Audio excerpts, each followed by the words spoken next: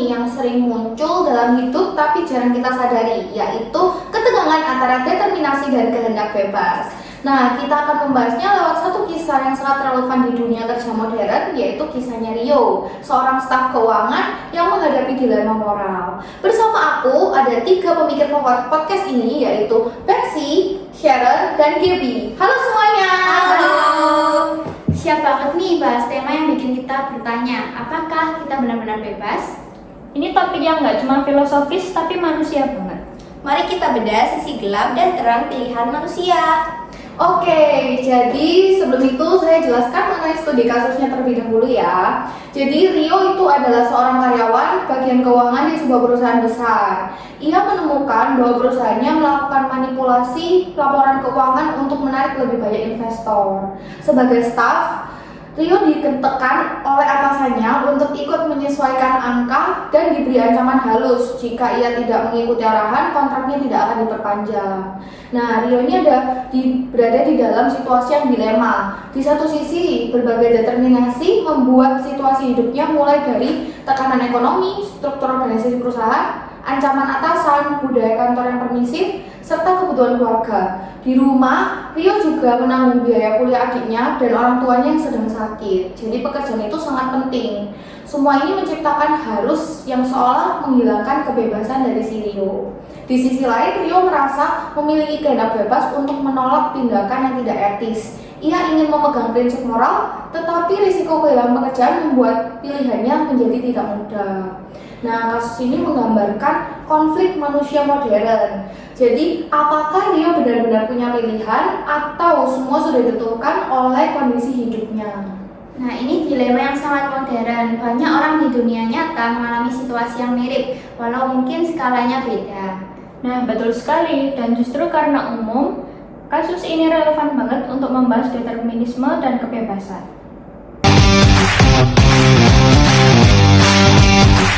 Mari kita mulai dari determinasi. Nah, seberapa besar sih determinasi ini mempengaruhi pilihan dari Rio? Nah, jika kita memakai kacamata determinisme klasik, itu misalnya determinisme ala Pierre-Simon Laplace, bahwa setiap tindakan manusia adalah akibat dari rangkaian sebab-sebab yang sudah ada sebelumnya. Dalam kasus Rio, kita melihat ada beberapa faktor. Yang pertama ada faktor ekonomi, bahwa kondisi keluarga yang membuat ia butuh pekerjaan.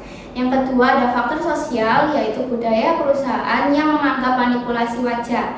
Yang ketiga ada faktor hierarki, yaitu atasan punya kuasa penuh terhadap nasib Rio. Dan yang terakhir ada faktor psikologis, yaitu rasa takut, kecemasan, dan ketergantungan pada pekerjaan.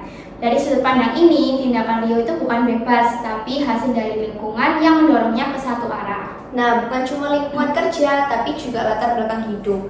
Mungkin Rio tumbuh di keluarga dengan tekanan ekonomi sejak kecil, sehingga ia belajar bahwa bertahan hidup lebih penting daripada idealisme. Itu berarti determinasi juga berasal dari masa lalunya. Dan determinasi bisa sangat halus. Kadang kita tidak sadar bahwa kita sedang ditentukan. Misalnya budaya kantor yang berkata, ini normal kok, membuat Rio menganggap bahwa melawan justru tidak normal. Oke, jadi determinasi itu bukan hanya tekanan langsung ya, tapi kondisi luas yang membentuk pola pikir dan perilaku. Benar, bahkan menurut beberapa filsuf seperti Spinoza, manusia sebenarnya tidak pernah bebas. Kita hanya merasa bebas karena tidak menyadari apa yang menyebabkan tindakan kita. Gila sih, kalau kesimpulannya begitu, berarti apapun yang Rio pilih, ia sebenarnya cuma mengikuti jalur yang sudah ada. Ya, bagi kaum determinis, seperti itu adanya. Nah, sekarang kita lihat dari sisi lain ya, yaitu sisi kehendak bebas. Jadi bagaimana kalian memandang kebebasan dari Rio? Kehendak bebas adalah kemampuan manusia untuk menilai, mempertimbangkan, lalu memilih berdasarkan nilai yang ia yakini.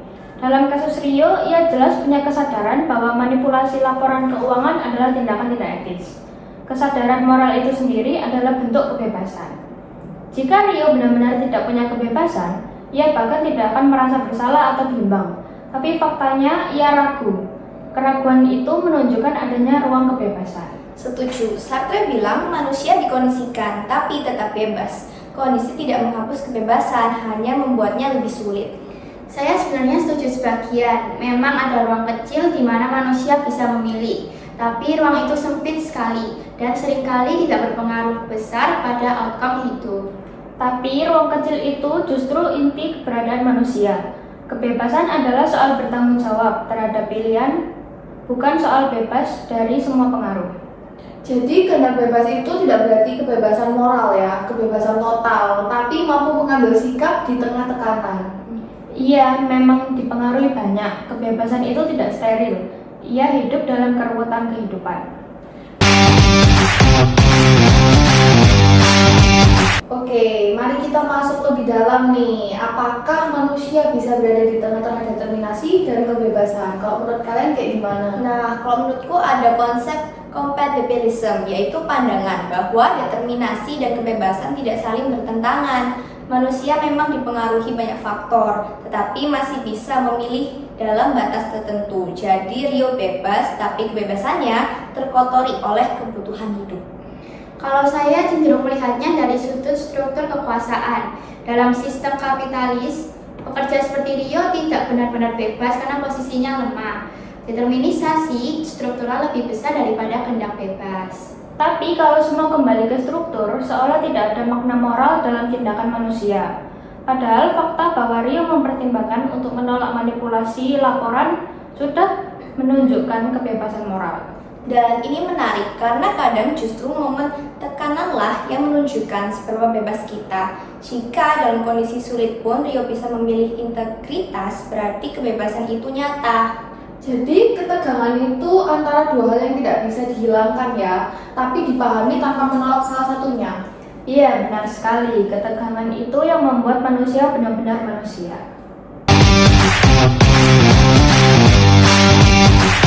Oke, kita masuk ke pertanyaan praktis ya. Jadi jika kalian adalah Rio nih, apa yang akan kalian lakukan? Kalau saya jujur akan condong ikut perintah atasan. Dengan tanggungan keluarga, kehilangan kerjaan itu bukanlah pilihan. Saya bilang ini sebagai kenyataan hidup, bukan pembenaran moral. Saya ngerti posisi Betsy. Tapi kalau saya jadi Rio, saya akan memilih untuk tidak mengubah data. Bahkan jika kontrak saya tidak diperpanjang, saya ingin tidur dengan tenang.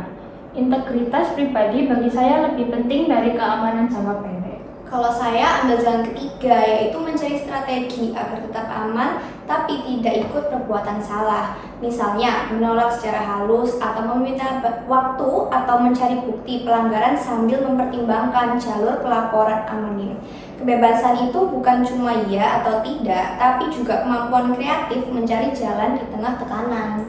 Menarik, 3 perspektif, 3 bentuk kebebasan. Tapi menurut kalian nih, apapun pilihan Rio, apakah itu tetap menunjukkan adanya kebebasan dari Rio? Kalau menurut aku sih iya, meski ruangnya kecil.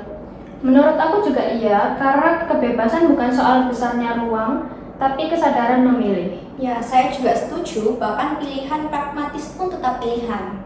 Oke. Jadi dari diskusi panjang ini kita bisa melihat bahwa yang pertama, determinasi membuat manusia terikat pada kondisi seperti ekonomi, sosial, budaya, psikologis. Yang kedua, kehendak bebas membuat manusia mampu menilai, mempertimbangkan dan memilih berdasarkan nilai. Yang ketiga, ketegangan ini bukan harus dimenangkan salah satu, tetapi dipahami sebagai bagian dari kenyataan hidup. Dan yang terakhir, kasus Rio ini menunjukkan bahwa kebebasan bukan selalu heroik. Kadang ia rapuh, kecil, namun tetap ada. Sebelum kita tutup, apakah ada refleksi singkat dari kalian mungkin? Menurutku kehidupan selalu menekan kita, tapi kita selalu punya ruang kecil untuk menjadi manusia. Dan ruang kecil itu yang membuat moralitas relevan. Menurut saya, kebebasan bukan soal pilihan besar, tapi pilihan kecil yang terus kita sadari setiap hari. Wah, baik. Terima kasih ya untuk Betsy, Sharon, dan Gaby atas diskusi yang sangat mendalam. Dan terima kasih juga pada kalian semua yang sudah mendengarkan podcast Poci, Podcast with Chelsea. Sampai jumpa di episode berikutnya.